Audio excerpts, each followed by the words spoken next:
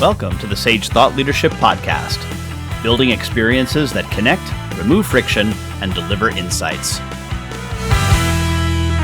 Well, hi everyone, and welcome to our podcast. I'm Ed Kless, and with me today is Estelle Giraud. Estelle is a Ph.D. scientist turned commercial operator and leader in biotech and frontier medicine. As a mother and woman entrepreneur, Estelle has had to navigate the challenge that comes with this journey. She is deeply excited and scared about the rise of big data in healthcare and wellness, and passionate about creating a better healthcare system from the ground up, especially for individuals. Estelle believes that people don't neatly fit into single boxes and have some of the most interesting insights about people and the world come from unplanned intersections. Welcome to the Sage Thought Leadership Podcast, Estelle. Thank you. Thank you. It's great to be here. Well, first off, Estelle, why do you do what you do? Yeah, that's a good question.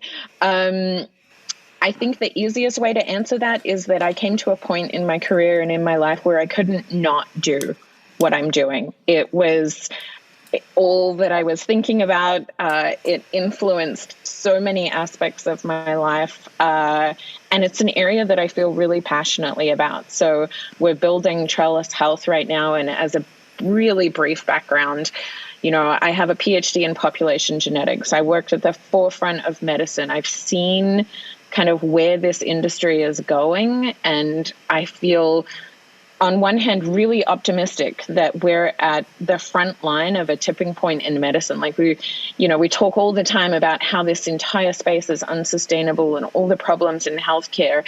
And I believe that over the next couple of decades, we will see these tectonic shifts in the way that healthcare is delivered and the type of care that people get.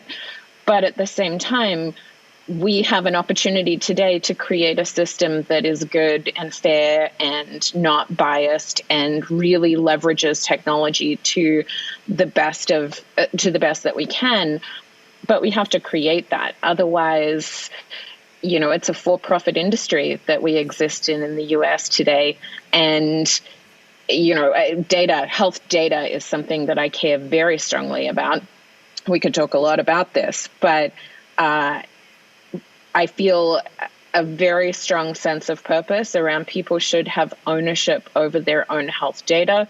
They should have ownership over their own health journey. We should be leveraging all of that rich data that people are kind of generating about themselves today in order to improve healthcare, and not just so that corporations can kind of benefit from people's personal data in a monetary sense or any other way. And I'm happy to go into all of that in any more detail if we need to. Yes, absolutely. Why don't you unpack that a little bit, especially your vision for the future of healthcare, but also I think how it pertains to individuals owning their own data. I think that's a fascinating concept too. Yeah. So where I came at this from, as I mentioned, my background is in genetics. And for those that are maybe less familiar with this space, genetics is going through this revolution right now where it's becoming accessible to a consumer. So what used to cost $1 billion to generate a human genome just, a couple of decades ago, we can now do for less than $100. And so that opens up this enormous world of, within 5 years, almost everybody is going to have some level of understanding of what their genetics are. And our genetics radically impact our healthcare. There's a lot that's encoded in our genes, our predisposition to disease, our traits, whether or not you are at risk of heart disease or diabetes or any of these things. And we're just at the beginning stages of that, but there is no place for that data in the current healthcare system. The record systems are not built for that. And so there's no safe place for people to put this really, really personal data that impacts their health and get value out of that.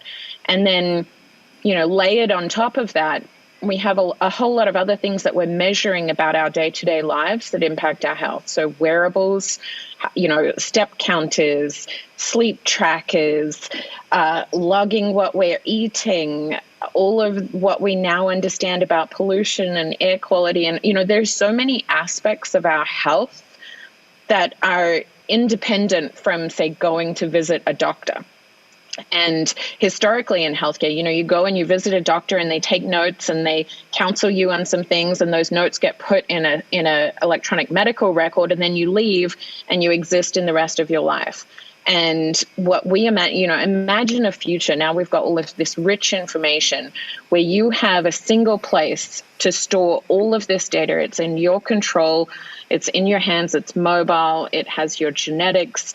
It has information about your environment, your sleeping, eating, steps, activity, heart rate, all of this kind of stuff. Plus, you can take it with you to your doctors. You can have lab results. You can have all of this stuff. And it really becomes, you have the opportunity to create a foundation for people to live healthier lives and really feel a sense of ownership of, this is my health. This is the whole picture. I can see it. And I have software tools that help me and my doctor have a really productive relationship in 10 minutes. And then I can go out and I'm supported for the next 6 months or a year or whatever it is between visits. I will say that Trellis Health is specifically focused on pregnancy to start with. And we're tackling, like, this is a huge thing. Everybody's health journey is different. Pregnancy, I experienced myself and was shocked at that kind of, I had a great care team, but there were a lot of gaps in the system, things that I had to take responsibility for. You're doing measurements all the time. And we have one of the worst maternal mortality rates and kind of the poor health outcomes through pregnancy. And so this is the area that we're tackling first. It's really, can we improve that pregnancy health journey, allow people to feel more supported through that journey with all of their health information, and improve outcomes? I think that's admirable. I want to. This is a layman now talking about this, so I want to see what I'm about to say might be completely crazy and makes absolutely no sense. But what I'm putting together pieces of different things that you're saying and stuff that I've talked or read over the last 2 years with COVID, and the ability of, say, something like an mRNA delivery system to be able to say, well, you come to your doctor with your cell phone that has your genome in it. They decide what it is that you have. They go into the back and tweak some kind of a very specialized molecule that they can deliver to you, give you an injection or put in a pill and knock that disease out. Is this, am I insane, or is this no. Okay. So from a very first principles level, right, that is a dream of medicine. There's words to describe that. What you're essentially describing is cellular therapies or gene therapies, and people are working on this kind of technology today for specific diseases. We're just at the beginning of that, and you can imagine, right, in future there's like a whole library and it's really personalized, and today it's mostly for cancer therapies, but it could be for any number of human health conditions. And so that is something that may be something in the future. That then, is. Huh? It sounds like right out of Star Trek. Right. But we have improved every single industry on this planet, from logistics to financial systems to, it's all being innovated from what was science fiction. The same goes with healthcare. At the basis of that is data, right? You need good data systems. If we're going to get to, in the industry, what we call it is precision medicine, this idea that medicine is specific to that individual and it's super precise and it's tailored just for them and exactly, what their biology and condition is. If we're going to get there, we need vast amounts of data to be able to build these systems. Well, Estelle, we have an exit question that we ask all of our guests, and that is, who is a hero of yours and why are they a hero? Yeah, I have a few.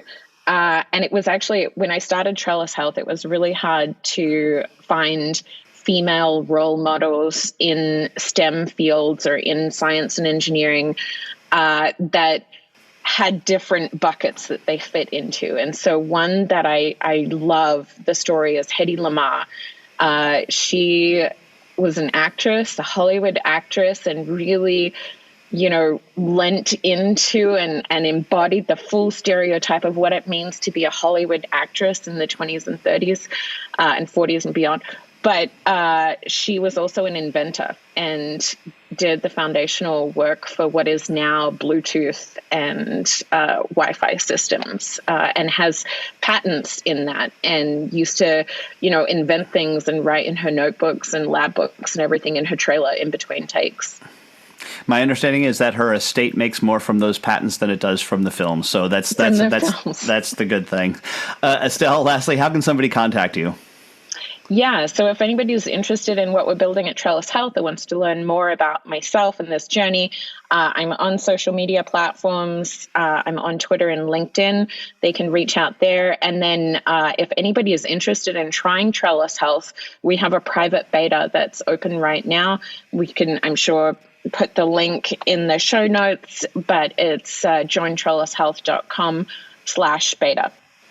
All right. Estelle Giraud, thanks so much for being a guest on the Sage Thought Leadership Podcast. Thank you. Review and subscribe by searching your podcast player of choice for Sage Thought Leadership Podcast.